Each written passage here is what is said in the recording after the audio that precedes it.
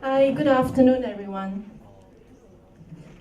Okay, very warm welcome to the NTU Distinguished Lectures in the Humanities Series. Just before we start the session proper, just wanted to share just a few housekeeping notes. After the lecture, just note that we have a Q&A session, right? So it's open to all of you here. And for those who are joining us remotely, we will flash the QR code, right? And so all you need to do is just scan, key in the number, and then you can send in your questions, and we will tend to that. Okay. Secondly, just a gentle reminder, just to ensure that we have a positive experience for everyone here. Just I would appreciate if you can switch your mobile phones to silent mode. All right. Thank you.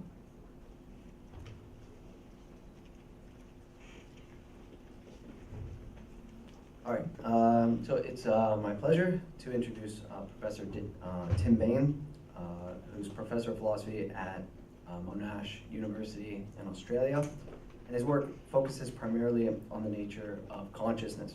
What stands out about Tim's work is that it manifests two virtues that rarely come together. First, it's deeply interdisciplinary, connecting up issues that lie at the heart of philosophy of mind with state-of-the-art research in cognitive science. Normally, this connection renders one's work intelligible only to a narrow pool of experts. However, and this is the second virtue, Tim's work is extremely accessible. The presentation of ideas is clear and the language is non-technical. And this combination of virtues makes it easy to explain the popularity of his work across a range of disciplines and, in turn, his impressive citation count. He's one of the most cited living philosophers. Among his long list of publications, he's the author of The Unity of Consciousness, Thought, a very short introduction, and most recently, Philosophy of Mind. Currently, he's working on a handful of projects related to consciousness. One concerns the measures of consciousness, and on his preferred approach, we treat consciousness as a natural kind, on par with other natural kinds like gold. And we'll be hearing more about this tomorrow at Tim's masterclass.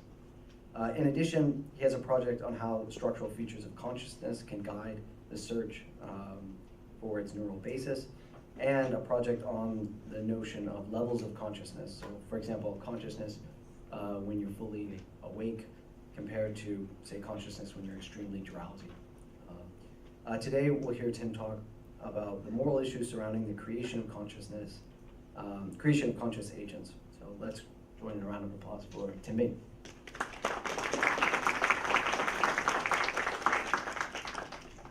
Thank you so much, Andrew. It's wonderful to be back in Singapore, and I'm very delighted, very honored to be giving the lecture here this evening. So at the moment, there's only basically one way to bring conscious agents into existence. And that way is familiar to anyone who's spent time on a farm or has been to a sex education class that you might have experienced in high school. So those ways of bringing conscious agents into existence, sexual reproduction, is surely going to remain popular, but in the near future, in the next perhaps 10, 20, 30 years, we're going to be faced by the capacity to bring conscious agents into existence in new new ways. So one way to bring new forms of conscious entities into existence is through biotechnology. So here we have what are called brain organoids, or cerebral organoids as they're also called, sometimes and somewhat misleadingly called mini brains. These are derived from pluripotent stem cells and have some of the features of the developing human brain. One of the most interesting results reported from organoid research is written up in this paper, where an optic cup neural organoid, or cerebral organoid, showed some of the neural features, some of the brain patterns associated with preterm infants. Not an indication of consciousness, but is certainly an indication of neural complexity. And it's not unreasonable, I think, to suppose that in future, maybe in 10 years, maybe in 20 years, maybe in 30 years, organoids, neural organoids, will pass some of our best tests for consciousness. Another path, or another possible path to the development of synthetic forms of consciousness involves AI. Sorry, this is a paper I wrote with some neuroscientists a few years ago on cerebral organoids and the possibility of consciousness in organoids. Here's an organoid from Alison Mercury's lab in University of California, San Diego, hooked up with a little robot responding to its environment. Another path to synthetic consciousness or artificial consciousness will involve developments in AI. So AI, as you know, has already beaten humans in general knowledge competitions. It's beaten the best human players in chess, in shogi, and in Go. And it's increasingly plausible, I think, that in a vast and a wide range of cognitive fields, AI is going to compete with the best of human capacities.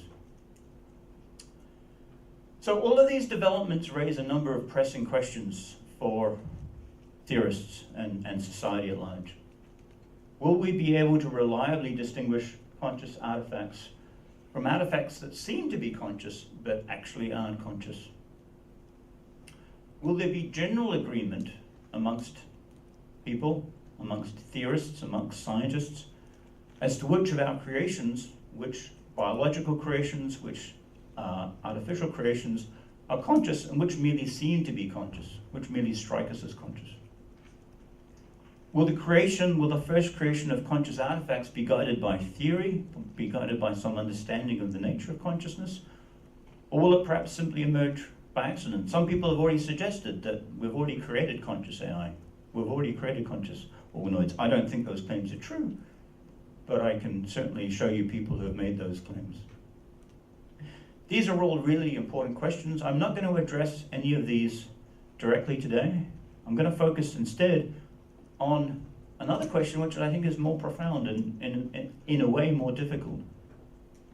I'm going to call it the creation question. Should we attempt to create conscious artifacts? Should we attempt to bring new members into the consciousness club? At present, the only beings that we believe to be conscious are ourselves and various non-human animals. At present, we don't think any of our artifacts, any of the products of technology are conscious. But the question I'm putting forward today is, when will that change? And more to the point, should we embrace the capacity to create conscious artifacts? Now, some people, I think, might be tempted to dismiss this question, saying, well, we're never going to have the capacity to create conscious artifacts. Certainly not going to have that capacity anytime soon. Let's not worry about it. Let's worry about things that are more pressing.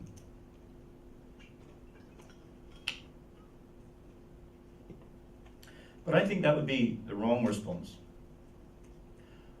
for a couple of reasons. First, the creation question is hard, and I'm not going to give you a definite answer to this question today. I'm not going to defend a yes or a no, but I want to do one thing, which is to convince you that it's a hard question, that it's a question we need to think about seriously. The other reason why we can't simply dismiss this question is lots of people are interested in it. So as scientists, as philosophers, I think we need to wrestle with it. So here's a paper in, I think it's the journal Nature on organoids. And the main question that this journalist was posing is, when will organoids be conscious? Could they become conscious? Could they become sentient or conscious or aware without us knowing? Journalists are interested in this question. You may remember this story from 5 or 6 months ago. It feels like an eternity, but it was only 5 or 6 months ago. One of the first large language models, I think this was before ChatGPT, this was GPT-3, I think, grabbed headlines all over the world with this Google engineer claiming that the software he was working on, the large language model he was working with, was conscious. Right? People are really, really interested in this question. I think we can't dismiss it. So we need to take the creation question seriously. Now, one person who has taken the creation question seriously is Thomas Metzinger. This is a picture of him here, a German philosopher, very influential thinker and theorist. And what he suggested is that there should be a moratorium. There should be a global moratorium on synthetic phenomenology, on the creation of conscious artifacts, strictly banning all research that directly aims at or knowingly risks the emergence of artificial consciousness in postbiotic carrier systems, in synthetic systems. And I know, in passing, that there was recently a moratorium call on the development of future generations of large language models until we better understand the technology. This is a similar call for a moratorium. I've got some sympathy with Metzinger's claim for reasons that I'll talk about in a few minutes. But I hesitate to defend it. I hesitate to endorse his call for moratorium. For one thing, I think it's difficult to know exactly what a moratorium should look like. So he says there should be a global moratorium on synthetic phenomenology, strictly banning all research that directly aims at or knowingly risks the emergence of conscious AI, synthetic consciousness. But how do we draw a line between ordinary conscious science, any scientific investigation into the neural or physical basis of consciousness, and science that knowingly risks the emergence of artificial consciousness? I think that's a very difficult line to draw. So I don't know exactly how Metzinger's moratorium might go.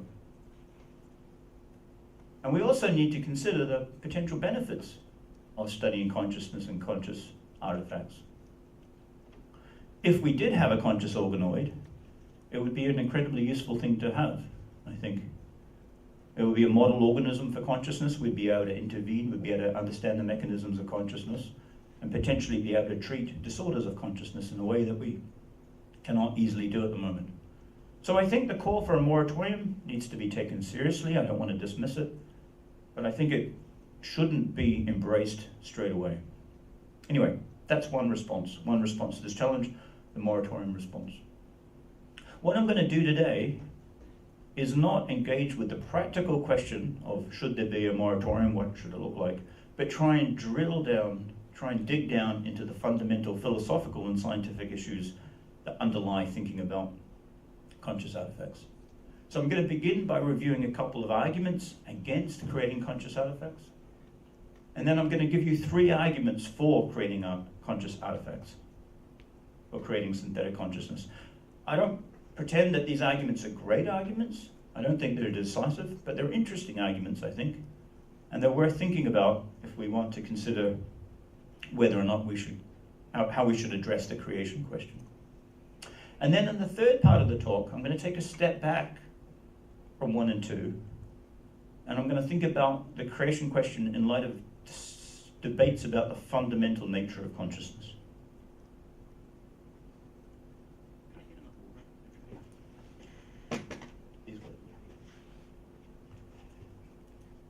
Okay, and the upshot, this is where I'm going. The ethical issues can't be isolated from fundamental disputes about the nature of consciousness, which makes this really difficult because the fundamental question, the fundamental nature of consciousness is not, there's very little agreement. Okay, some stage setting. I want to distinguish 2 kinds of moral concepts. On the one hand, we've got deontic concepts. This is a term that moral philosophers use. Deontic concepts are concerned with what's permissible, what's impermissible, what's obligatory. Right? When the light says red, you cannot go. When the light says green, it's permissible to go. That's a deontic distinction. That's a deontic concept. And then there's what moral philosophers call an axiological concept. Axiology is concerned with what's valuable, what's worthwhile or not worthwhile, what state of affairs we've got reason to promote. So friendship is valuable, good food is valuable, good conversation is valuable, love is valuable. These things are not obligatory. They don't fall within the realm of the deontic, they fall within the realm of what's valuable, they fall within the realm of axiology. And it's useful, I think, as we approach the question of synthetic consciousness, to distinguish these two types of, to distinguish these two ethical categories. The question of synthetic consciousness is often framed in deontic terms. Is it permissible to create synthetic consciousness? And I set the question up this way. But that's not really the best way of setting up the question. I prefer to frame the question in axiological terms. Would it be valuable? Would it be worthwhile? Would it be a good thing to build artificially conscious systems? That's the question I want to focus. I want to set to one side the question of whether it should be permissible or not. The other stage setting preliminary point I want to make is we're in a messy realm. We're in the realm of applied ethics where ethical issues meet political issues. We shouldn't expect to find individually decisive reasons. Often in ethics, often when people are new to a debate, they want to find a reason that settles the issue. Should we do this? Should we not do this? But this is a messy area. I think we're going to find considerations for, considerations against. We need to learn to live with the mess. We want to develop some rigor and say, this issue is here, this issue is here. And once we've identified the issues, then we have this complicated process of weighing things up, of balancing competing considerations. We should look for general considerations to guide our decision making. And applying those general considerations to specific questions is going to be messy, is going to be complicated. All right, so let me begin with the first argument against creating conscious artifacts. I call it the argument from suffering. It's the most common argument that people give you when you discuss this issue with them. They say something like this: we've got reason to avoid adding to the amount of suffering in the world.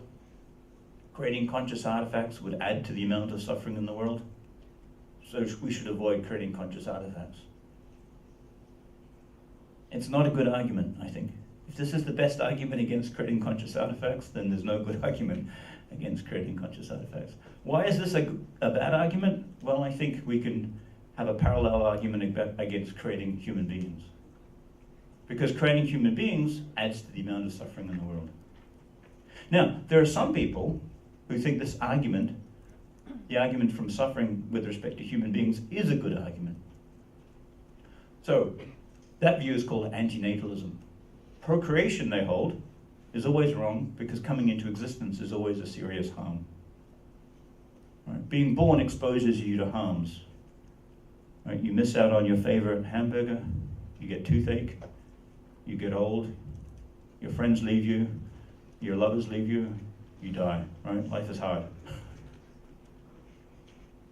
There's good things, but life is hard. Right? Even the best life has moments of loneliness and hardship. I think this is a serious view, antinatalism. I don't dismiss it. I think it's a serious view. The best defense of it I know is this book by David Benatar, Better Never to Have Been. It's a wonderful little book, very interesting. It's also quite funny.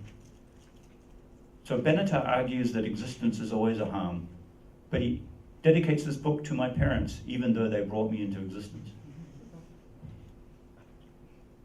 So what's the argument that Benatar gives? Well, his central argument is what I call the asymmetry.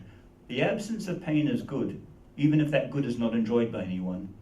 But the absence of pleasure is not bad unless there is somebody for whom this absence is a deprivation.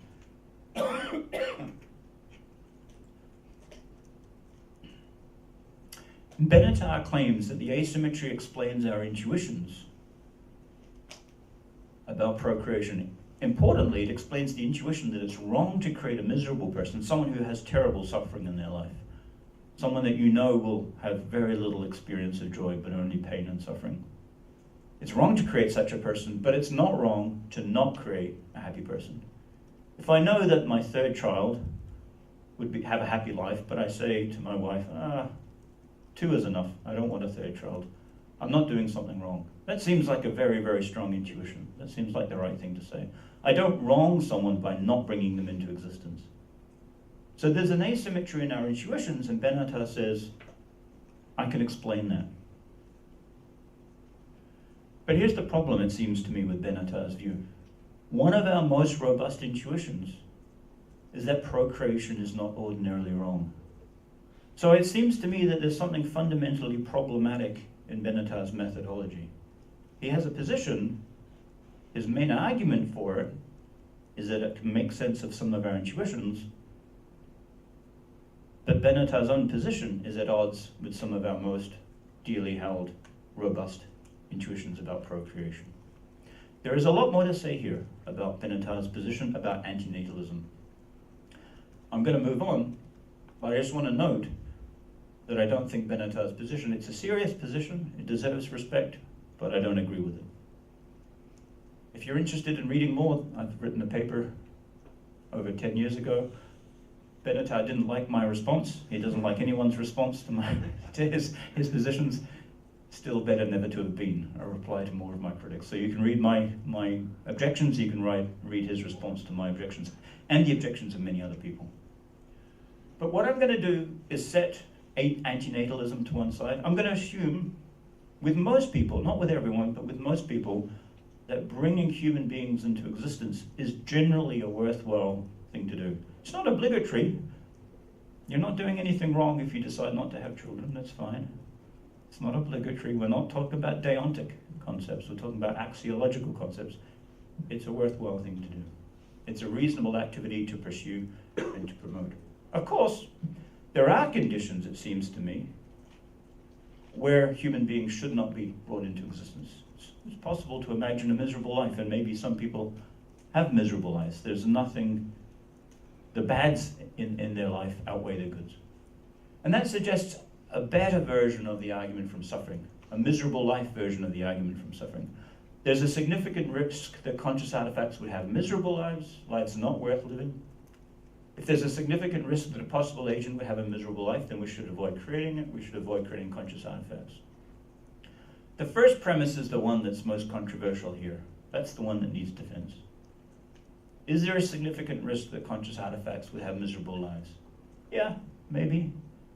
Some things to think about. Maybe they would be treated with prejudice, not treated with respect. Perhaps because people wouldn't regard them as conscious. Maybe people would think that they were unconscious, but they would actually be conscious. Because the indicators that ordinary people take to be evidence of consciousness wouldn't be there. Maybe we wouldn't have reliable access to their inner lives, to how they feel, their level of suffering. Maybe we wouldn't be able to tell whether their lives are meaningful to them. Maybe the descendants of ChatGPT would have kind of a meaninglessness in terms of their experience, but we wouldn't be able to tell. Maybe we wouldn't be very good at creating them reliably. We wouldn't know how to make artifacts without exposing them to the risk of immense suffering. So maybe 9 out of 10 of them would have perfectly fine lives, but 1 out of 10 would be exposed to a risk of terrible suffering. I think these are all really serious worries. Evaluating them is hard because we need to know more about the particular technology involved. We need to have a model artifact in front of us, and we need to consider the details. I'm going to set this to one side, but there is a serious consideration here. There's a serious argument, a serious worry to be taken into account. I'm going to assume that the risks of an artifact having a miserable life can be mitigated. And I want to ask, well, what attitude should we then take to the creation of conscious artifacts? Well, how do we think about the creation of ordinary artifacts? Kids, children. So here's my son, Otto. This was taken when he was 10 months old. Here's a a conscious agent that I, together with his mother, created. His mother did most of the work creating him, but I had a little bit of a role to play. So what attitude do we take to children? Well, we think generally that they're valuable. We think there's something good about bringing a conscious artifact into existence. That's the general human response to these situations. We regard conscious agents, the existence of conscious agents, as a source of value, as a feature that makes reality better than it would otherwise be. Now, there's two ways to think about the value of consciousness. One can think about the value of consciousness instrumentally, in terms of what it enables, or intrinsically, in terms of what it itself contributes to reality. So let's think about the instrumental value of consciousness first. Some people say consciousness grounds creativity. Unless you're conscious, you can't be fully creative. That it grounds rationality, that it grounds autonomous agency and free will. So if you think that it's good that there be autonomous agents, genuinely autonomous agents, genuinely free agents, genuinely rational agents, genuinely creative agents, if you think these things are good, then you might think, well, we need conscious agents. Not because consciousness itself is valuable, but because it makes possible things that are valuable. I want to focus more on the intrinsic value of consciousness. That there's something in and of itself good about having conscious agents in existence.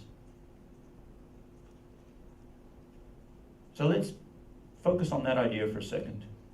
And here's my first argument for why we should create conscious agents. The argument from inherent value. Conscious agents are inherently valuable. They make the world a better place. We have reason to create inherently valuable entities. Again, we don't have an obligation, but we have reasons. So we've got reasons to create conscious artifacts.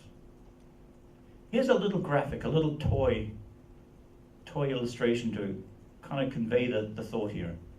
Suppose you're God, and it's up to you which of two possible worlds you want to create, alpha or beta. Alpha's got one little monkey on it, and beta has got a whole bunch of monkeys on it. You could create one monkey, the one monkey world, or you could create the, 10 monkey world. It's up to you. If you create alpha, the other 8 monkeys, you haven't done anything wrong by not creating them. You haven't wronged them. So you've got no obligation to create beta. But there's probably you've got a reason to create beta that you don't have to create alpha, which is that you've got more conscious entities, more valuable entities, more sources of value in beta. So there's at least a thought, there's at least an intuition that beta is preferable than alpha.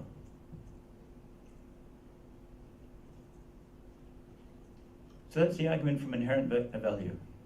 Here's a second argument for creating conscious artifacts. Maybe a more interesting argument. The argument from resilience. It begins with a thought that there are threats to our continued existence of human beings that may not be threats to the continued existence of all forms of consciousness. So, we've all lived through COVID, right? You can imagine another virus coming along that's more serious than COVID, wipes out more people, and it is such that we can't create a vaccine quickly.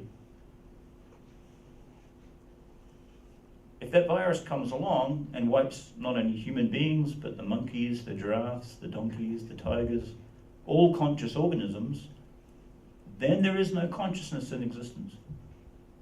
The universe has no consciousness in it anymore. Assuming, of course, that this is the only planet containing conscious life. Maybe there's consciousness on other planets. Lots of people think that. But let's just assume, because so far this is the only consciousness, the only planet that supports consciousness as far as we know. But,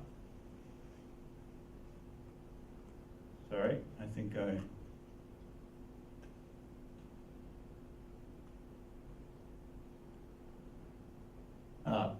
we moved from Keynote to PowerPoint, and all my graphics have gone. Never do that. Never write a talk in Keynote and move it to PowerPoint. Anyway, let me explain the idea in the absence of graphics. But if we were to build conscious artifacts, they would be resilient to viruses. Or at least they might be, right? If we expand the diversity of conscious agents that we have, then it's more likely that the existence of conscious artifacts survives into deep time. That's the thought. Okay, so here's an argument. The existence of conscious artifacts would increase the likelihood that there are conscious agents in the distant future. We have reason to try to ensure that there are conscious agents in the distant future. We have reason to create conscious artifacts. That's the resilience argument, my second argument. Now, I think the controversial premise here is two. And you might think, I don't agree. Okay, that's fine. I don't have an argument for premise two. I don't. It strikes me as kind of interesting, kind of plausible. If you don't like it, that's fine. But some people like it, that's my experience. Some people say, yeah, there's something really sad about a universe with no consciousness in it whatsoever. That's a kind of, no matter what else is going on and how beautiful it is, if there's nothing to appreciate that beauty, if there's nothing to understand the universe, if there's nothing to experience, then the universe is cold in some sense, or empty. So we've got reason to try and create forms of consciousness that might survive into deep time. That's the resilience argument. Here's my third argument, phenomenal diversity argument. Here's the basic idea here. Start with an idea of phenomenal space, which is the space of all possible kinds of conscious agents.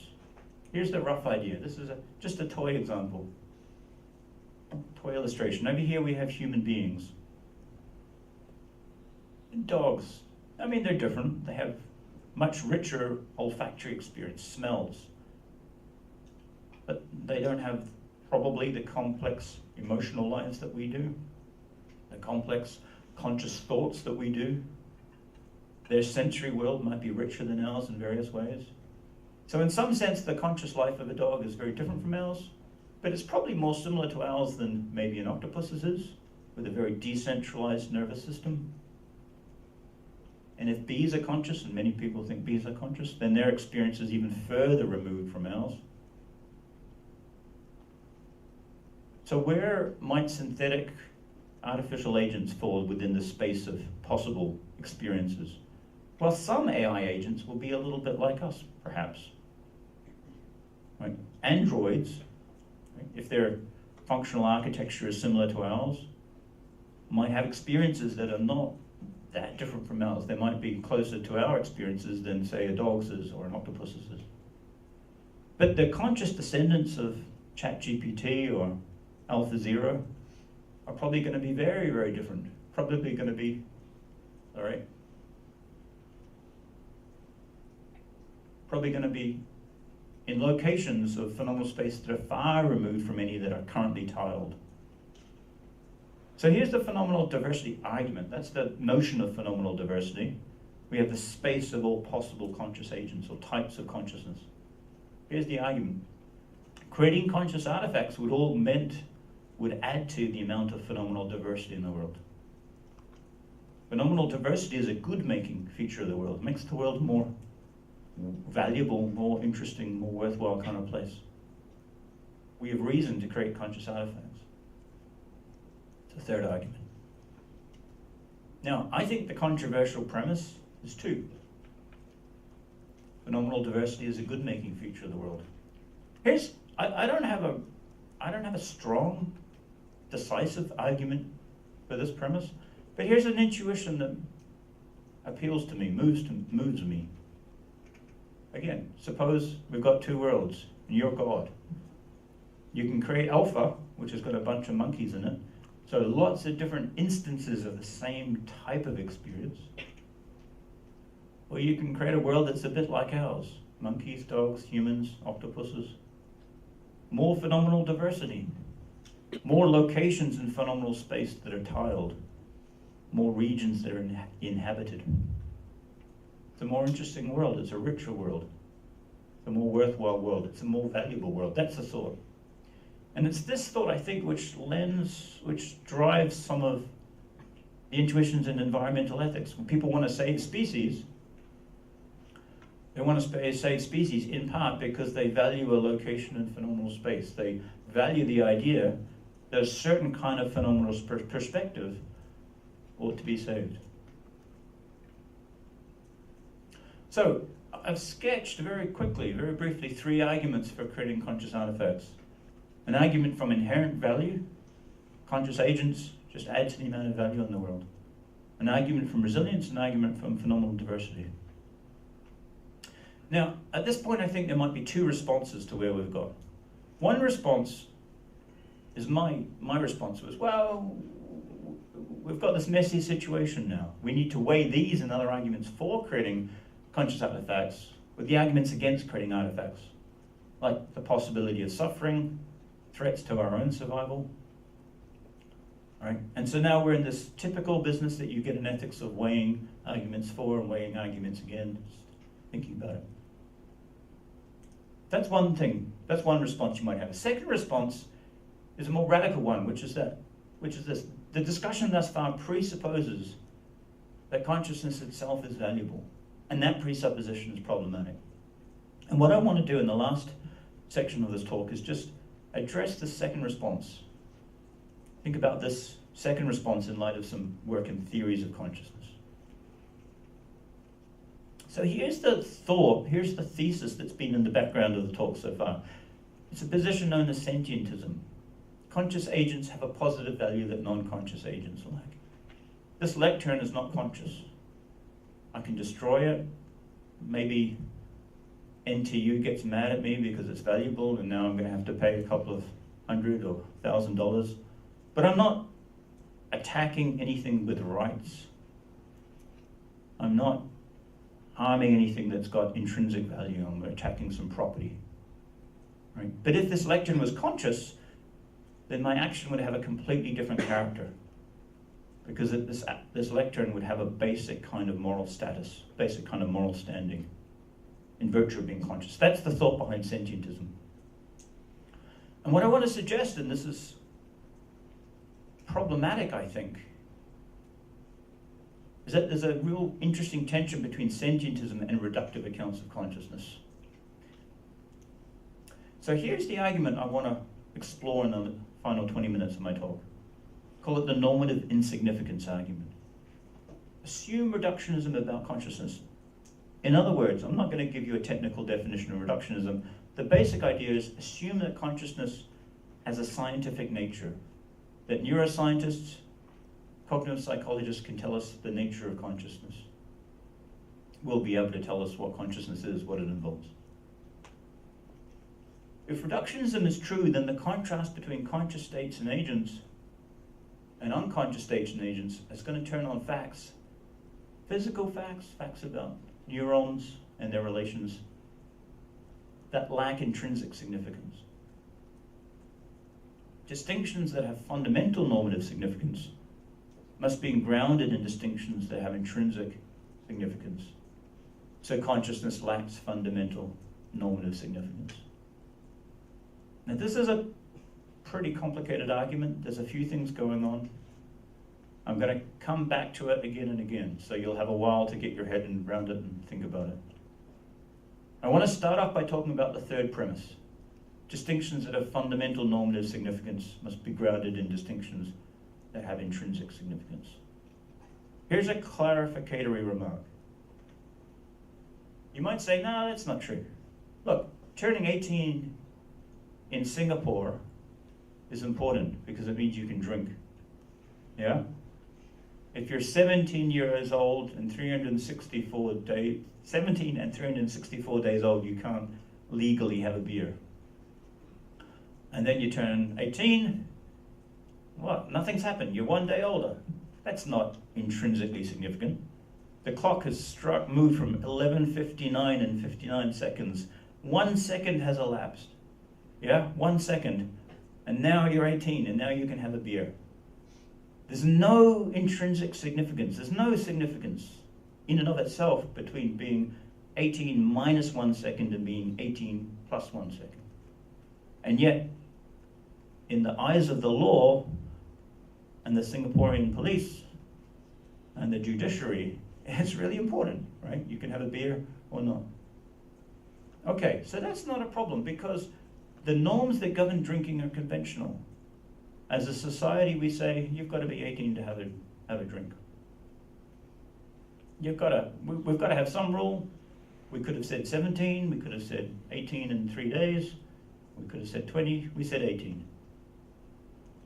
But the ethical significance of consciousness is meant to be fundamental. It's not meant to be conventional. It's not meant to be decided by a convention of human beings. So,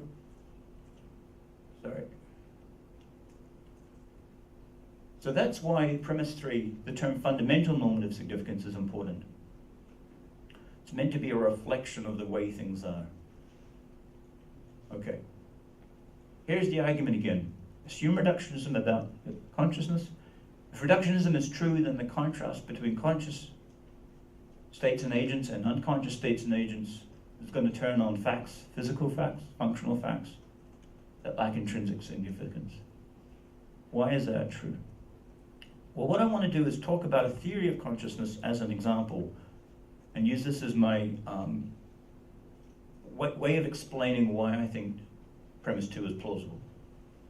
Here's the example. It's called the global workspace theory of consciousness. It's due to an American psychologist, Bernie Bars.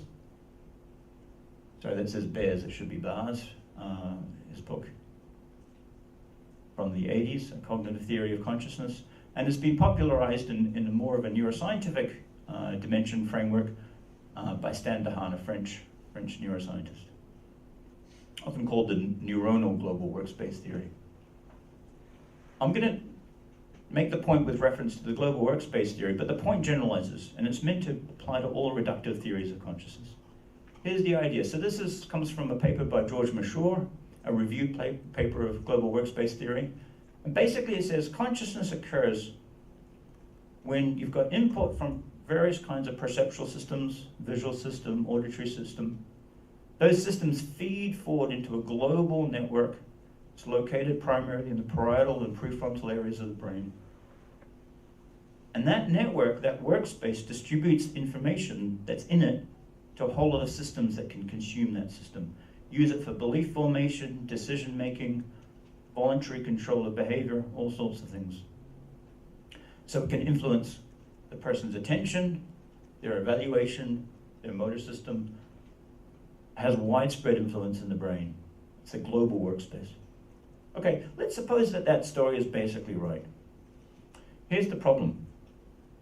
So this is an abstract graphical representation of the global workspace in the human being, in you and me. Now, suppose a system which has something like a global workspace, but it's got fewer input systems, doesn't quite have as much complexity, doesn't have as much doesn't have the richness of connections in the global workspace. So take all the parameters, the interconnections within the workspace, the consuming systems that use that information, the input systems that contribute to that information. Take all the parameters that are relevant to a global workspace and tweak them in various ways, and you can come up with a whole raft of workspaces that are global-ish. They're a little bit like global workspaces, they're a little bit different. Now, according to the global workspace theory, some of these workspaces support consciousness, some of them don't. One of the problems for global workspace theory is to tell us which ones support consciousness and which ones don't. But that's not the problem I'm worrying about here. Let's suppose that problem can be solved. I don't know how, but let's suppose it can. The problem I'm worrying about is, so what? So think about this from an engineering point of view or an AI point of view. Imagine an AI system that completely mimics our global workspace. It's got all the same input systems, got the same global workspace, got the same consuming systems. Functionally, it's identical, it's isomorphic to us. And then a whole bunch of smart kids from NTU, and less smart kids from NUS, and less smart kids from all the other universities say, oh, we want to tweak. That's just a joke, by the way. We want to tweak the global workspace. So you have all these other workspaces that are a little bit different. A little bit different. Well, okay, so they're a little bit different. This one's less rich workspace. This one's got fewer input systems. This one's got more output systems. Half of them are conscious. Let's suppose these ones are conscious and these ones aren't. It doesn't really matter. All you've got really is richness of a workspace and variations along different parameters of a workspace. So from a kind of engineering point of view, the question of which of these systems are consciousness seems to lose its intrinsic significance from this kind of perspective, it seems to me. So I think of this in terms of a close neighbors problem. You've got workspaces that are truly global in the sense of supporting consciousness. And then you've got workspaces that are a little bit global, but not global enough to support consciousness. They're neighbors. Could that difference be normatively significant? It seems to me a bit like the difference between being 18 years old in one day and being 17 years old and 17 and 364 years old. Yeah, it's kind of significant if someone says that's the day in which you're allowed to drink beer. But from an intrinsic point of view, it's just a day. What difference could a day make? And that's the thought. So here's, I think, where we land. There's a significance constraint. An adequate reductionism must explain why the contrast between consciousness and its close neighbors, its near neighbors, is normatively significant. Makes a difference. Really should make a difference. Now, maybe some theory of consciousness, some neuroscientific theory of consciousness can meet the significance constraint. Maybe. But I don't think anyone's really trying, and I don't know that I don't think anyone succeeded.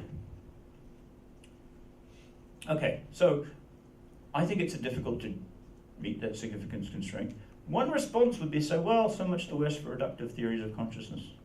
I don't think consciousness has a neuroscientific basis, someone might say. I think doesn't have a nature that's going to be captured in terms of neuroscience. Okay, that's one view. It's currently quite a popular view. But that's going to bring with it problems of its own. So just in the last 5 minutes, I want to mention some of these problems. So, if you're not a scientific reductionist about consciousness, what are you? Well, one view is that you're an eliminativist. Consciousness doesn't really exist. It's an illusion. It's a user illusion. We think we're conscious. We've got an operating system that tells us we're conscious, but we're not actually conscious. Okay, I don't believe that. But suppose it's true, then you're even worse in terms of the normative considerations, because if it doesn't exist, it couldn't be normatively significant. Okay, what's another alternative to reductionism is primitivism. So dualism is one kind of primitivism. Another kind of primitivism is the idea that consciousness is a fundamental feature of the physical world.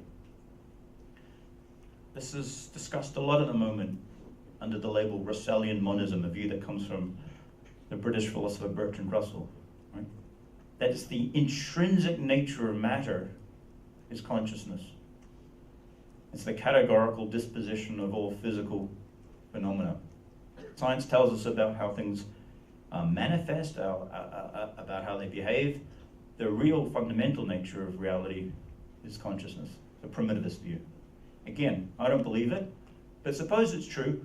Well, if it's true, and if you embrace sentientism, if you think consciousness has inherent normative value, then you really are in for a lot of radical revisions, because all sorts of things are going to turn out to be conscious, and thus bearers of inherent value. So a lot of Russellian monists take seriously the idea that the fundamental features of the world are conscious. Right? So it's one thing to think that a lectern is conscious, or a thermostat is conscious, but the intrinsic nature of a proton, a neutron, a quark, I think we don't really know what to do with the idea that those sorts of things might be inherently valuable. So here's a concluding thought. For the most part of this talk, I've focused on what follows if something is conscious. But I want to just, as I finish, take a step back and change key a little bit, or change register. Because actually, I think the really pressing public policy issues here are concerned with public perceptions of consciousness. The ordinary folk, what we as ordinary folk ascribe consciousness to. Because it seems likely that there are going to be cases in which the folk ascribe consciousness to an entity, but the academic community doesn't. Probably the next generation of robots will be like this. I wouldn't be surprised. I haven't seen them in Singapore, but I was reading a few days ago that they're being, certain kinds of robots are being wheeled out in restaurants in America, right? Once we get automated systems that are responding to us in the way that our 3-year-olds, our 4-year-olds respond to us, it's going to be very, very tempting to ascribe consciousness to them. And even if the scientists say, no, I don't think there's any consciousness there, ordinary people, I mean, most people don't have a lot of respect for scientists anyway. That's one thing, at least in many communities. So I think that's one of the public policy challenges. And there's going to be the flip side, the converse. There are going to be cases in which the academic community does ascribe consciousness to an entity, but the folk don't, because it doesn't seem to be conscious, it doesn't behave, it doesn't respond as though it's conscious. I think this is going to be true of organoids. It doesn't matter what the neuroscientists down the road say passes the best test for consciousness. The folk might think it's not conscious at all. So I think the really interesting, pressing challenges in this space for the next 10, 20 years are going to be the challenges that arise from people, ordinary people, ascribing consciousness to an entity. And what's going to complicate the story even more is that there may not be agreement amongst experts. Already there's very little agreement amongst scientists and philosophers as to the distribution of consciousness. And that's just focusing on things like consciousness in babies, consciousness in non-human animals. Once you bring artificial systems into it, it becomes that much more harder to get agreement amongst experts as to whether or not something's conscious. So, let me wrap it up there. Thank you very much for your attention.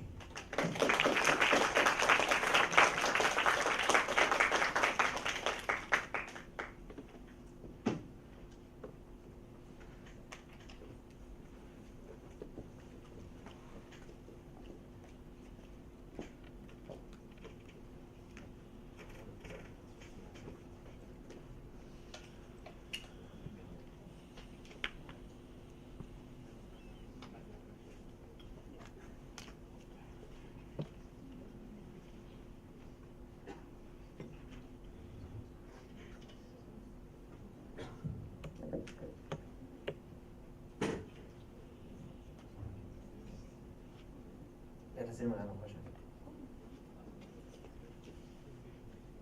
Hi, thank you very much for the very interesting talk.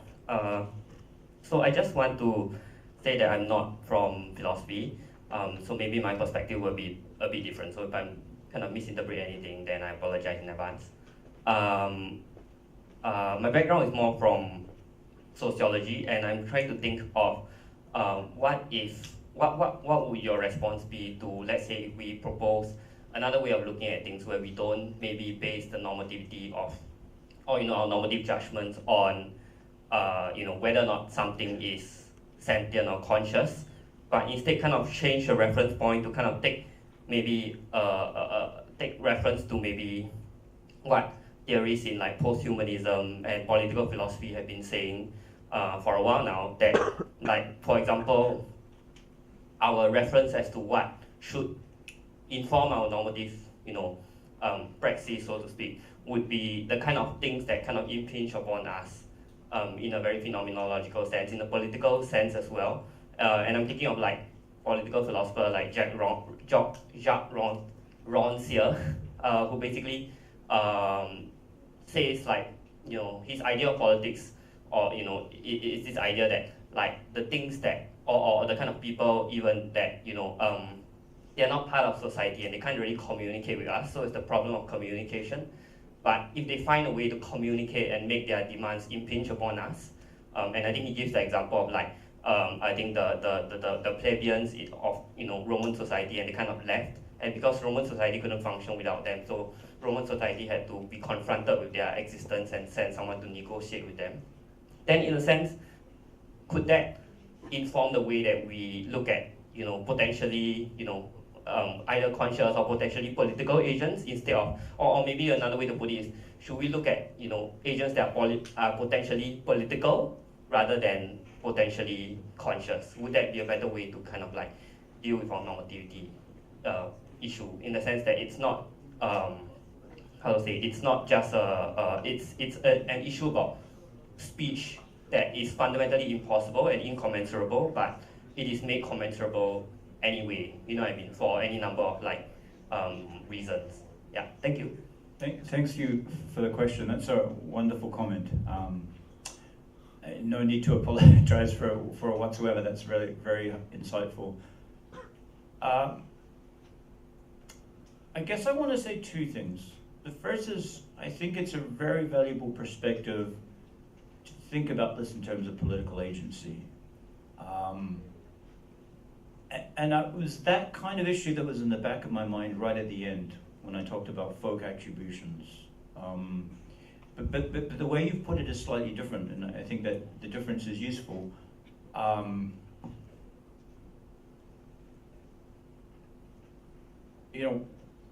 So there's, for the purposes of the talk, I grouped together organoids and androids. But one important difference between them, take an organoid versus ChatGPT or something, the descendants of ChatGPT, GPT-10 or GPT-25 or GPT-3000, right? Organoids aren't going to be political agents in the current manifestations of them, right? They're not hooked up with,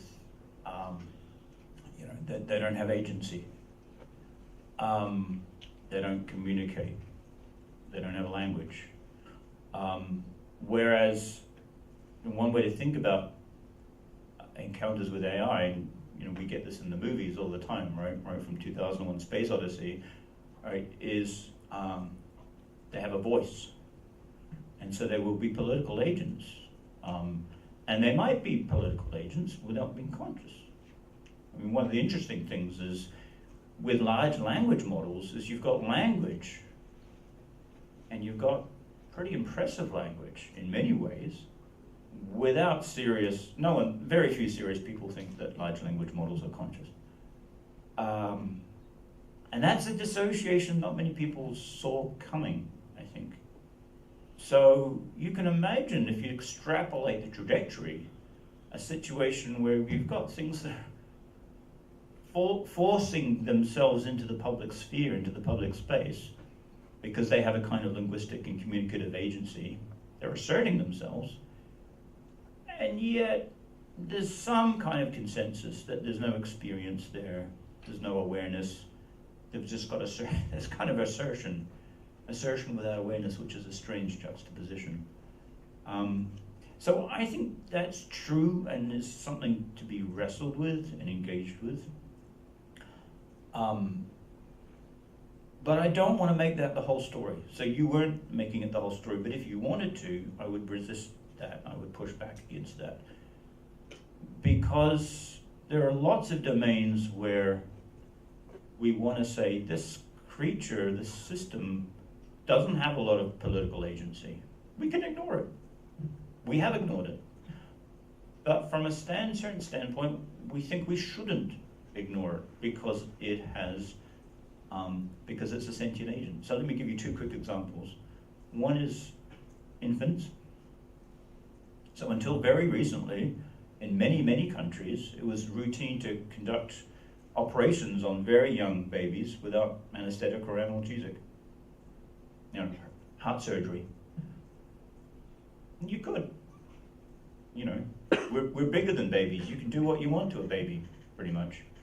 And yet now we think that's horrific, most of us. Because we think that babies, well, many of us, strongly suspect that babies have the capacity for pain. And the same thing applies to animals, non-human animals. Again, because of our mastery over nature, non-human animals aren't really political agents, right? And yet, a lot of people would say, well, we can't just treat them as we want, or we have the ability to, but we shouldn't. There's a normativity here that we should respect. So I think your point's really well taken. It's part of the conversation. It's an important part of the conversation, but I think there's another set of issues that I think need to be addressed, which are the ones I was focusing on. Thank you. Yeah, so yeah, I had a question about the thing where you talk about the tension between sentientism and reductive accounts of consciousness. And so I guess I was just a bit puzzled because I would have thought that, like, so if something like the global workspace theory allows for something like kind of degrees of consciousness, or that is, I mean, are they committed to like a view where, you know, all of a sudden, if you add just one more sort of system or something, right, all of a sudden it's conscious? Because otherwise, you know, I mean, I would think that someone who, you know, pushed a view like that would say something like, well, you know, kind of like the more systems, you know, there are, the more conscious it is, but it's not like all of a sudden you're you know, and so, you know, if I had a view like that, it would not, it seems like there wouldn't be a tension, because I could just say, well, the more sort of systems there are in that global workspace or whatever, the more value it has, or something like that. Yeah, yeah. It's a good point. So one issue is, what is their view on this? That's one issue, and I think the answer is it's not clear. They just not clear. There's a lot of detail about the global workspace theory, but there's some pretty fundamental questions that no advocate of the approach has signed up to.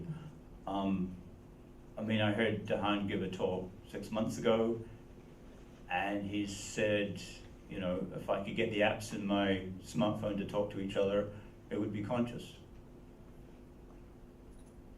So he thinks the global workspace is relatively easy to satisfy. Now, does he think it would be conscious but less conscious, or have a lower degree of consciousness? Maybe, and you might be right. I think there's a lot of attractiveness to the thought that if you're going to go down that path, that's the natural thing to say. But it gets really tricky very quickly, because okay, even if you like degrees of consciousness, not everyone does. A lot of people do, but a lot of people don't.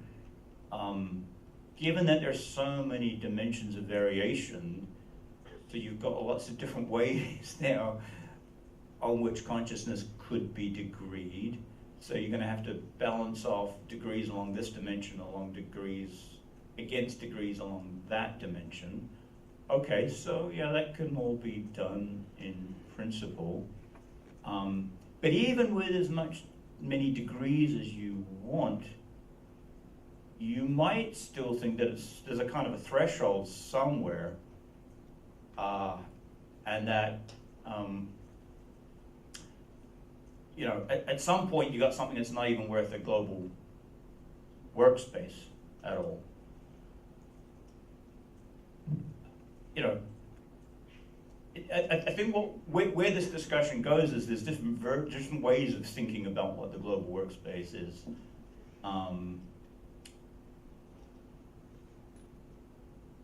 And it's, yeah, so.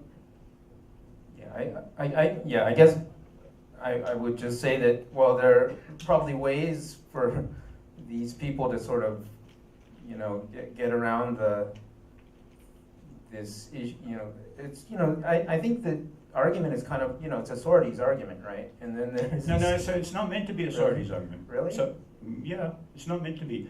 It's meant to be, no, it's not meant to be. It doesn't have that form, right? it's meant to be an argument that the intuition that's driving a lot of commitment to sentientism is an intuition that there's something distinctively valuable about consciousness. And then the thought is, if consciousness at some fundamental sense is something else, then that value must be reflected in that other thing that it is, right? So it's not, if it's a Socrates argument or it came across it, then I misspoke. That's not what I'm hoping to capture. Okay, all right, thank you. We can talk more, yeah. Or maybe not, I don't know. Oh yeah, go to Grace. Yeah. Okay, thanks for the talk. That was really interesting. So I personally find it quite difficult to have intuitions about some of these claims in the abstract without concrete examples of synthetic consciousness, but I will try. So I want to question the premise that phenomenal diversity is valuable and that consciousness is intrinsically valuable. So maybe I just don't share these intuitions, but I can't really see any compelling reasons for these claims.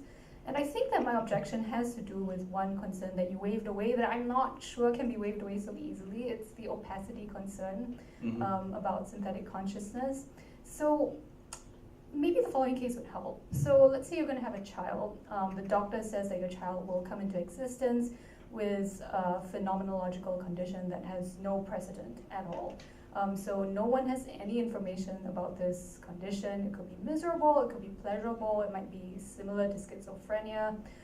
It might be none of these things because none of these modes of evaluation even apply. All that you know is that it's going to be totally new, totally radical. You don't know anything. So I'm curious to know what you think, because I don't even know what to say about axiology in these scenarios. I don't know how to begin to assess whether bringing this entity in the world would be valuable, but my answer would definitely not be an immediate, yes, let's do this for like diversity or intrinsic value. And there are other examples, I think, where I'm like, I don't know. Like, for example, this morning, I was actually watching an episode of Star Trek where someone had made a sentient, warp-capable nuclear warhead, like a weapon of mass destruction. I should get some notes from you, yeah. I don't know what to say about something like that, but it doesn't seem intrinsically valuable to me to have such a form of consciousness out there. So, yeah, that's my comment. Yeah, sure. So, I mean, now, I'm more committed to some of these arguments than others. So, yeah, look, I think the phenomenal diversity, so I think there's two things in what you said. One is the opacity worry and how much we can know about certain conditions. So, let me come back to that. Yeah, look, there's a way of thinking about phenomenal diversity when it just looks a bit odd, like, why should is there something valuable about tiling every location in phenomenal space? You know, why should more diversity be a good making? Why should we try and maximize phenomenal diversity? And you're saying, like, give me something to give me a reason to believe that. And look, I don't know. I don't think I have a reason, I guess. And I certainly don't think, but if I'm just sort of giving my intuitions here or just sort of speculating about what drives me, I don't think that, so take a world where there's lots and lots of phenomenal diversity and we create one more new kind of creature, just slightly improving phenomenal diversity. Should we do that? I don't know. I mean, you know, so that's the bit where I agree with you, I think. On the other hand, a world with lots of different perspectives does seem to me to be a better world with very few. And it does seem to me that part of what drives a lot of the idea that species extinction is a bad thing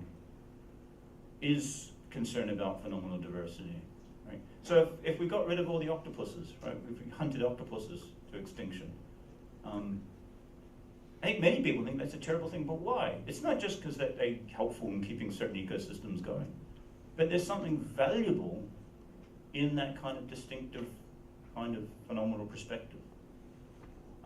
Now, to make sense of that, I think, is the thought, well, we're just making the world a less diverse, less rich, less phenomenally rich place. So look, I can't do more than that, and I don't pretend that that's much of an argument. So maybe you're saying I just don't like that argument. So, okay, yeah.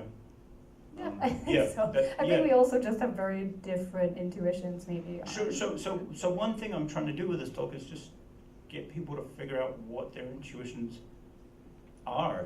Because I don't think we have I don't think we know what people's intuitions are here.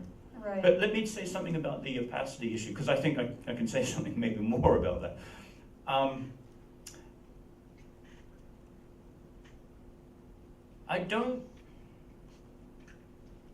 I think there's different levels of opacity, there's different ways of knowing what it's like to be a certain type of creature, right?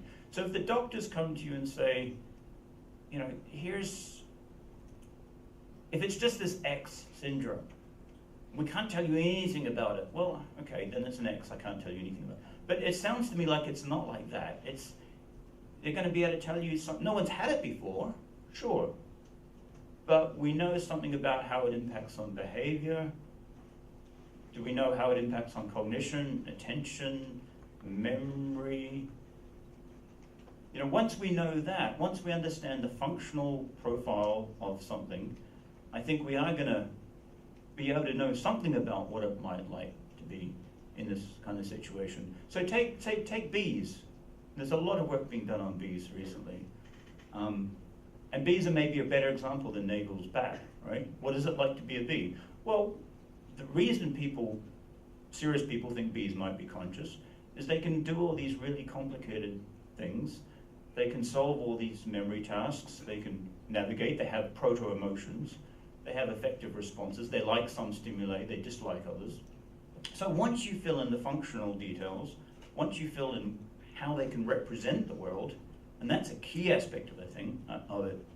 Once you understand the way and the features of the environment that they can be responsive to, now you start to know quite a bit about what it's like to be a bee. Of course, you can't imagine being a bee. Yeah, there's still a gulf. There's still a massive gulf. But I think we're not completely in the dark. Okay. Yeah, thanks. I guess to me, one worry would be the kind of functionalist commitments that comes with, but I'm not, philosophy of mind is not my area of expertise. But anyway, thanks for answering the question and responding to that. That was enlightening.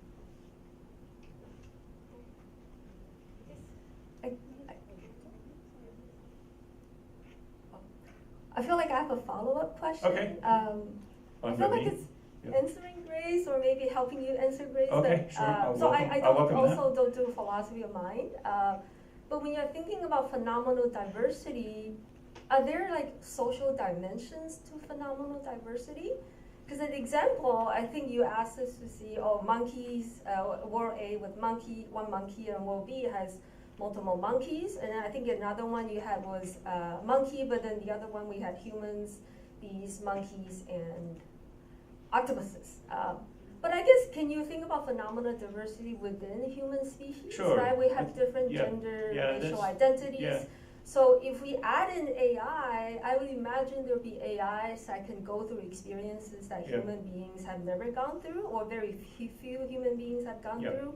I'm thinking about avatars in the metaverse that don't belong to anybody, but they might have very diverse gender and racial identities that no human beings have ever experienced. And you could have a couch in the metaverse that has these very interesting experiences with different social dimensions. Can that be a different way of thinking about phenomenal diversity? Yeah, I think that's a really... In which maybe it would be valuable, but for whom? I don't know. Yeah. For human beings? Yeah. Yeah. So that's what I guess I don't know. I think that's a really helpful thought. I mean, there's lots of altered states of consciousness too, right? Yeah. And there's, just currently a huge, obviously thousands of years of reflection on meditation and altered states of meditation and contemplation, but increasing awareness of the benefits of psychedelic use and the different conscious states that one can be in. So then, those cases are a bit different from the phenomenal diversity, because the thought would be that some of these states have a kind of value instrumentally. They help you deal with things in life, they lead to self-discovery and enlightenment, or they're valuable as such, right? There's a kind of intrinsic value, but not simply because they're different. So, yeah, I think that the thought about the richness of various avatar-infused experiences and the like is a helpful one, but that might not be so much simply because they're different, but simply they may bring benefits that you wouldn't otherwise have. But what you did say made me brought to mind a debate which might be which has some parallels, which is people often talk about linguistic diversity being a good-making feature of the world. Now again, that's debatable. Some people say, the fact that there are multiple languages is not itself, make the world richer, make the world better. Language is just a tool for communication. But that might be another parallel worth exploring. Okay, hi, thanks for the talk. I had some small questions. So first of all, I was slightly confused about your argument for axiological good. So there is the part where you talk about good for the creation question, right? Should we bring into existence conscious things?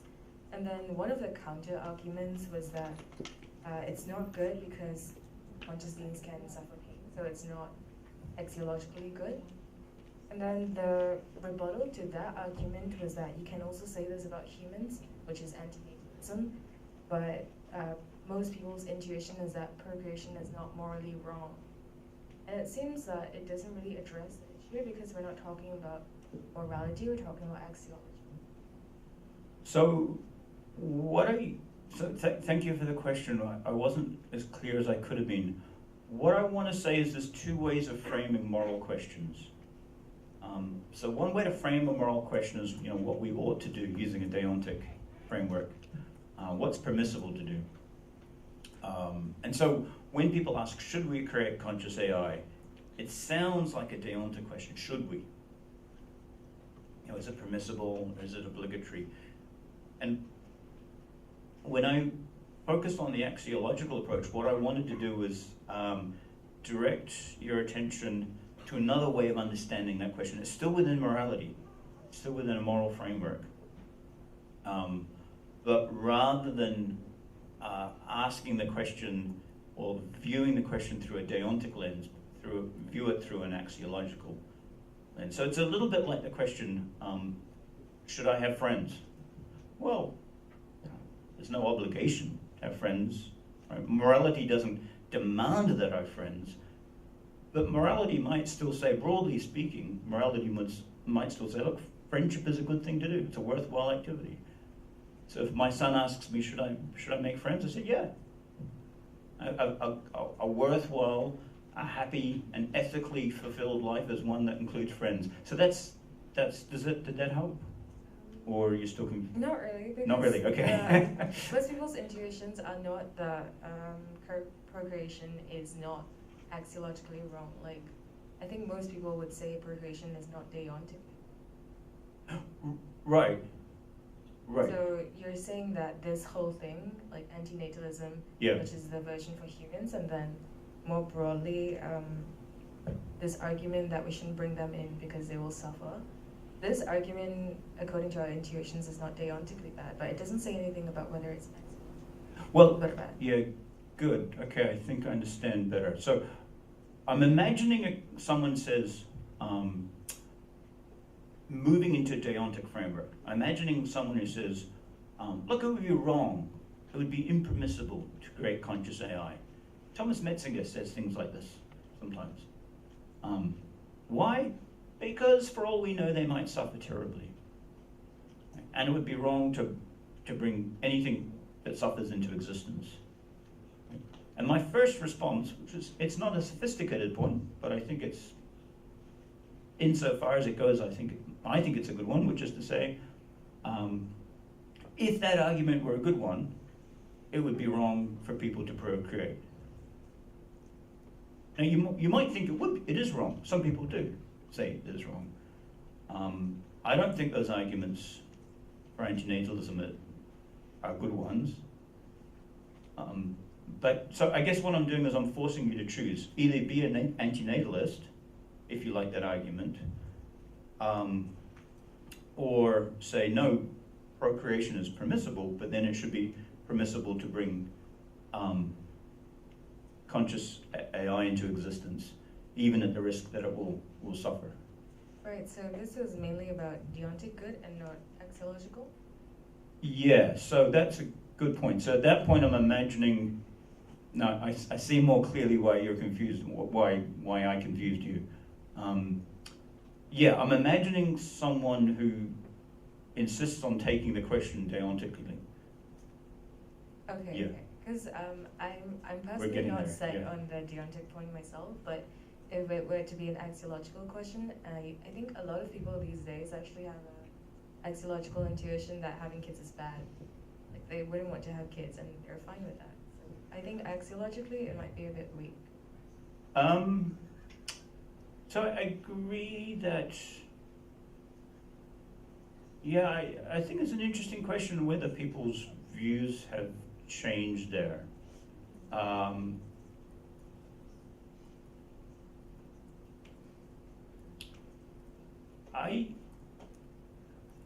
Yeah, it's a long conversation. I guess I think more and more people have decided that for themselves,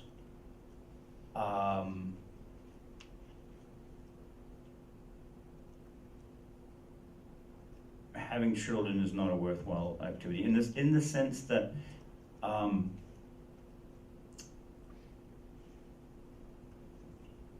they don't want to structure their lives around that big project. I agree with that. That's an increasingly common position for many, many people in society. But even people who have made that decision for themselves, I don't think many people think that it's not a worthwhile activity for anyone to engage in. I think that's still a very much a minority view, right? So, I mean, imagine something like devoting yourself to poetry. Right? I might not want to do that, but I respect it if you do. I think it's a worthwhile activity for you to do it. Whereas if you say, what I want to do is I want to count the number of people that go through Orchard MRT station every day. That's my life. That's my life's ambition, to take an accurate tally of that's not a worthwhile activity. I can't see how that would be a worthwhile thing to do, right? I don't respect, that just strikes me as a very strange thing to do with your life, right? Unlike poetry. So that's the kind of contrast I'm trying to draw here, right? I don't want to be a poet, so I don't want to have kids, that's fine. But even people who have decided that not to structure their lives around that, I don't think many people are antinatalists, either in the deontic sense of thinking it's wrong to have children, or in the axiological sense of thinking it's just not a worthwhile, not a valuable thing to do. But maybe I'm wrong. Okay, I think that's fair. Do you think that's fair? Yeah, Okay. I agree with you there. My other question Wait, is... sorry. Maybe we go into a faster. Sorry, I might Q&A. take too long. Yeah. No, so we have a bunch of Q&A on the Slido too, so we're gonna cut you short. We'll move to you, but let's try to. Yep, move it along. Yep. Okay, yeah, go for it. Hi, thank you for the talk, first of all, Professor, thank you. Okay, not a philosophy student either, literature student, but that's kind of relevant to what I'm about to ask, because you talked a lot about the public perception of, the important thing going forward would be the public perception of, the folk perception of what consciousness is, as compared to what the scientists decree and define as consciousness. But what I was thinking was, and especially because we did bring, especially relevant to that conversation about cultural, I mean like specific generational or cultural differences in how you view, say for example, antinatalism. Yep. I was wondering, would there be any how much do you feel like cultural narratives or pop cultural narratives even about consciousness, about AI would impact the way that people would view, whether or not people choose to view something as conscious, especially because humans love anthropomorphizing things. Yeah. Massively. And Massively. like humans like looking at things and saying this is a stuffed animal, but I'm going to treat it like it's real and talk to it, even though I know that it's not real. Maybe there are people who think that stuffed animals are real. I'm not sure, but in that case, I'm just wondering how much of an impact do you feel that? I think. I'll try and speak a bit. I'm a slow thinker and I'm one of the slow speakers, but I'll try and speak it up. I think this is a massively interesting issue, and I don't know of a lot of research on it. I think this is something we need to know more about, and in a way, I think fiction is here ahead of science. So there's a recent spate of TV series, films. There's the wonderful book Clara and the Sun, Ishiguro's book, which addresses this, I think, in very, very insightful ways.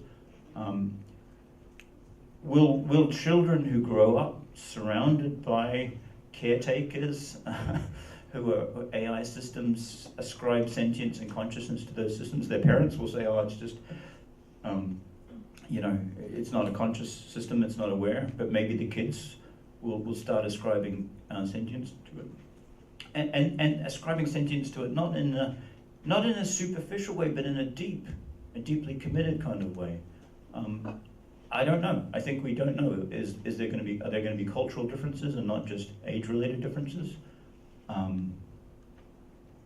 This is something that I think we're going to find out in the next decades, and I think it's an incredibly important thing to find out. It's a great question. Yeah.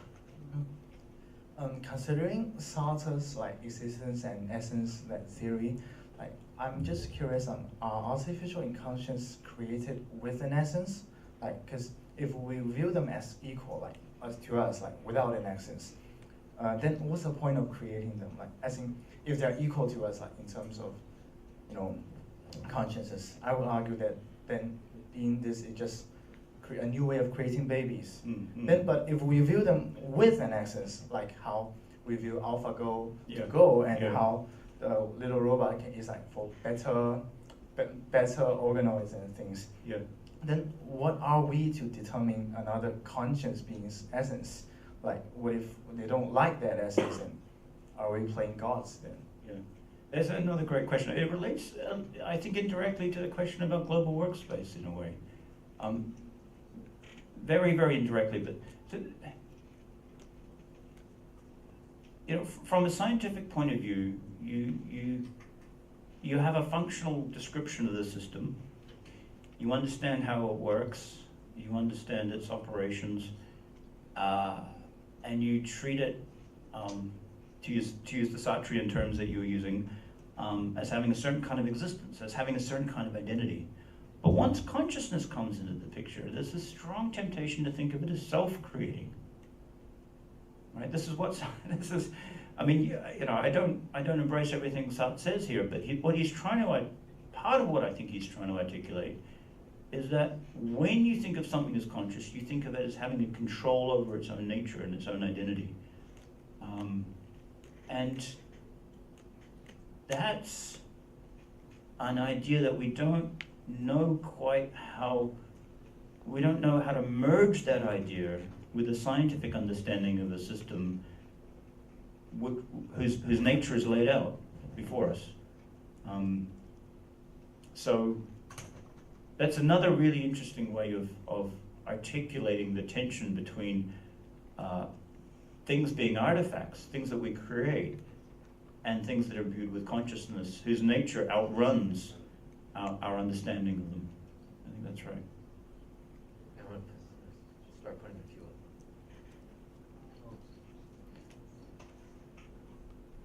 up. Anonymous. I'll read it out. Yeah, maybe it's best. How do we differentiate between human-like entities with near-identical consciousness and actual humans?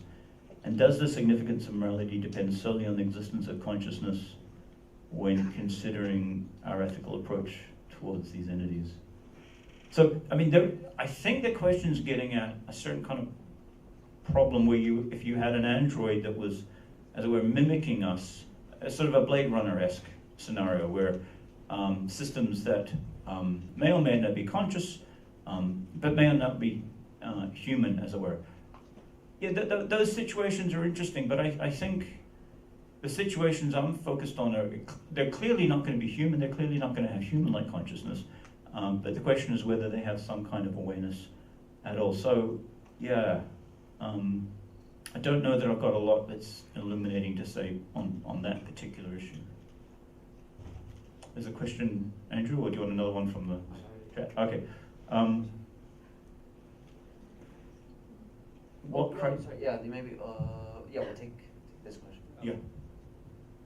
That's a very nice talk. I just remember for simple organisms like C. elegans, they made this model, basically modeling individual neurons in C. elegans, and it was basically able to show on screen how it moves and react to these artificial inputs, which is very similar to, or identical, one can claim, to C. elegans.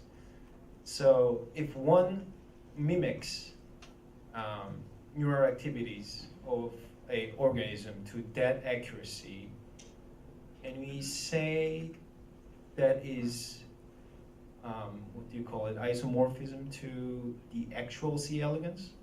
And can that concept to be applied to human brains or humans in general? In principle, it could. In practice, no.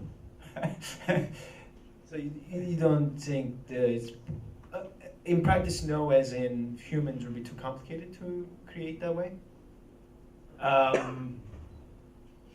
To create a sort of a functional isomorphism, like a neural network that mimics the human. That's right. Yeah. Yeah, I don't see any reason. I don't know of any reason to think that that's going to happen. Right, not anytime soon, but... Well, not even any time in the distant future. I mean, look, there's lots of reasons for that. I mean, one reason is, and we're already hitting this with organoids, I think, is so much of the development depends on environment.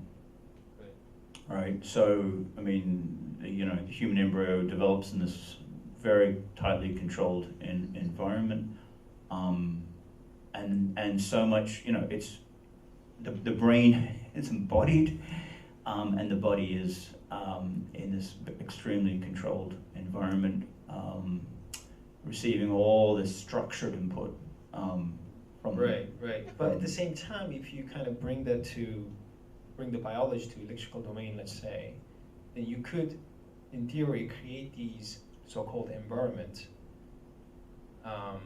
in these electrical domain as well. Like you're creating virtual Truman Show, essentially. Yeah, I mean, it depends what you mean by the electrical. Sci-fi. Well, yeah, I mean, look, if you think that everything that matters can be coded as information, and then it's just information in virtual reality or virtual worlds or real worlds. But it's not at all clear that everything matters as information in that sense, right? The actual neurotransmitters might matter over and above their informational properties, for example. So, and even if it's just information, the level of information and the reciprocal relations between environment and the developing organism, I think, can't be set to one side or can't be just abstractly modeled very easily. So it's an interesting line of thought. I don't know how far it's going to go in terms of creating an artificial human in a virtual world. Is that where? Right, like Matrix-like, I guess, like a sci-fi. Yeah, I don't see any reason to think that's anything more than an in-principle possibility, and maybe not even an in-principle possibility. All right, thank you. So we'll just, we're out of time, so we'll just take one last. What criteria should a theory of consciousness fulfill to be adequate? Well, at a minimum, it's going to want to do two things, I think. It's going to want to be consistent with what we know about consciousness. So the relationship between consciousness and attention, the relationship between consciousness and learning. So it's going to want to be consistent with that and ideally explain all of that. And what we really would like is novel predictions, it seems to me. And we don't have any theories that meet both of those constraints, it seems to me. So that's what I would say, Julian. Thank you for the question. All right, then let's thank our speaker. Thank you for the great questions.